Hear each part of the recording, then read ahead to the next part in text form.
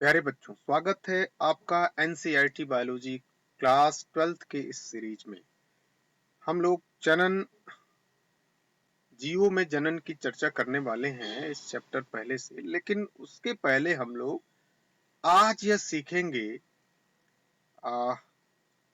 P Maheshwari जी के बारे में कुछ जानने का प्रयास करेंगे। ठीक है, इस चैप्टर को स्टार्ट करने से पहले तो चलिए स्टार्ट करते हैं, देखते हैं इनके योगदान को।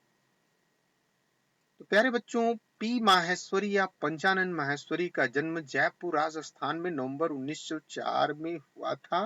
ठीक है, और वे केवल भारतवर्ष के ही नहीं बल्कि समस्त विश्व के अत्यंत ही प्रतिष्ठित ख्याति प्राप्त क्या थे, वनस्पतिविद थे, यानी कि बोटेनिस्ट थे। हम लोग कह सकते हैं कि पी माहेश्वरी इंडियन बोटेनिस्ट तो थे ही, लेकिन पूरे यानी कि समस्त विश्व में इनकी चर्चा थी और ये ख्याति प्राप्त थे, वनस्पति विद रहे।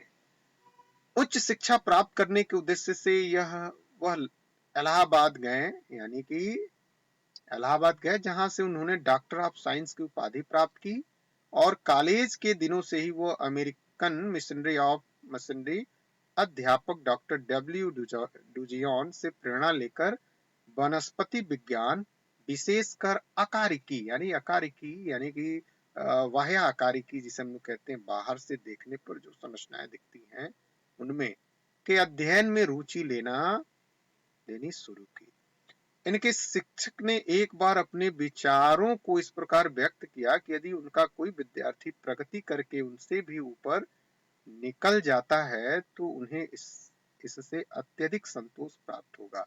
ऐसा कि सभी शिक्षक यही अपने शिष्यों से उम्मीद करते हैं कि वह बालक, ठीक है, वह स्टूडेंट, उसका स्टूडेंट उससे भी अधिक उस क्षेत्र में कुछ कर सके और अपना नाम रोशन कर सके। ठीक है, वैसे ही इनके जो अध्यापक थे, इनकी यह मंशा थी, इनकी यह सोच थी, ये बहुत ही आगे बढ़े। ठीक है, तो प्यारे बच्चों, उन अध्यापक यानी कि जो इनके अध्यापक थे, उन अध्यापक के इन शब्दों ने, यानी कि वो अध्यापक जो इनके गुरु थे, के शब्दों ने पंचानन जी को प्रोत्साहित किया और वह उनसे पूछ बैठे कि बदले में उनके लिए वह क्या कर सकते। ठीक है, आगे लिख रखा है कि उन्होंने, यानी कि पी माहेश्वरी साहब ने, उन्होंने भ्रूण विज्ञानीय पहलुओं पर कार्य किया तथा वर्गीकी में भ्रूण विज्ञानीय लक्षणों के उपयोग को लोकप्रिय किया। तो हम लोग यहाँ से यह समझने वाले हैं कि पी माहेश्वरी साहब का योगदान कहाँ पे है, तो हम लोग कह सकते हैं कि इन्हें फादर ऑफ इंडियन एम्ब्रियोलॉजी कहा गया, यानी कि भारतीय भ्रूण वैज्ञानिक पी माहेश्वरी साहब को ही कहा जाता है। ठीक है, लेकिन एक यहाँ से एक और व्यक्ति हैं जिन्हें हम इंडियन एम्ब्रायोलॉजी में उनका बहुत बड़ा योगदान है, और वे थे प्रोफेसर, भी इंडिया के थे, H.Y. मोहन मोहन राम। इनका भी एम्ब्रियोलॉजी में बहुत बड़ा योगदान है, तो हम लोग इनका भी एम्ब्रियोलॉजी के साथ नाम जोड़ करके देखते हैं और समझते हैं। ठीक है, वैसे फादर ऑफ इंडियन एम्ब्रियोलॉजी के रूप में पंचानन माहेश्वरी जी ही जाने जाते हैं। अब यहाँ पे प्रश्न उठता है कि मॉडर्न एम्ब्रियोलॉजिस्ट कौन है। तो हम लोग मॉडर्न यानी कि मॉडर्न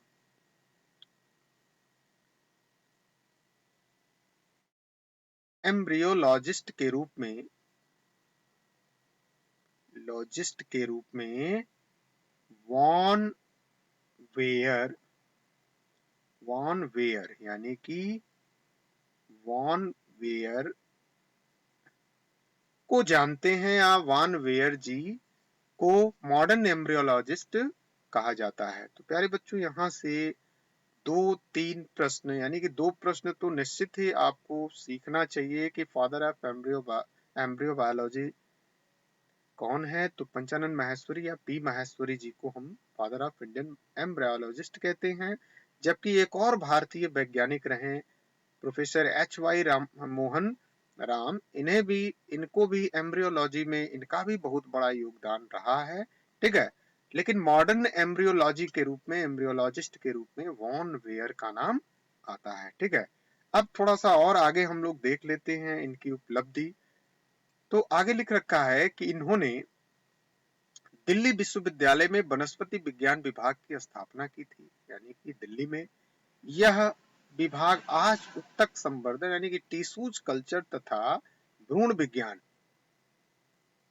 ठीक है, में अनुसंधान का एक महत्वपूर्ण केंद्र है। माने आज भी इन्होंने अपरिपक्व भ्रूण के कृत्रिम संवर्धन पर कार्य करने की आवश्यकता पर बल दिया। यानी कि जो भी इनका कार्य रहा है ना, वो भ्रूण से संबंधित ही रहा है और अधिक रहा है। इसलिए इन्हें हम father of embryo, Indian embryo biologist कहते हैं। ठीक है, फिर इन दिनों उत्तक संवर्धन ने विज्ञान के क्षेत्र में एक ऐतिहासिक घटना का रूप ले लिया है। ठीक है, टेस्ट ट्यूब यानी कि परख नली निषेचन तथा अंड तथा अंतःअंडाशयी परागण पर इनके इस कार्य के कारण विश्व भर में इनकी जय जयकार हुई। यानी कि इसके अतिरिक्त इन्होंने टेस्ट ट्यूब बेबी पर भी काम किया। ठीक है, रॉयल सोसाइटी ऑफ लंदन ने इन्हें एफआरएस यानी कि फेलोशिप इंडियन साइंस एकेडमी तथा अन्य उत्कर्ष संस्थानों ने इन्हें सम्मानित किया। इन्होंने सामान्य शिक्षा को प्रोत्साहित किया तथा स्कूली शिक्षा के क्षेत्र में इनका महत्वपूर्ण यानी कि क्षेत्र में महत्वपूर्ण सहयोग प्रदान किया। एनसीईआरटी यानी कि जो हम लोग अध्ययन कर रहे हैं, ठीक है, एनसीईआरटी ने वर्ष 1964 में हायर सेकेंडरी स्कूल के लिए जीव विज्ञान की पहली पुस्तक इन्हीं के नेतृत्व में प्रकाशित की।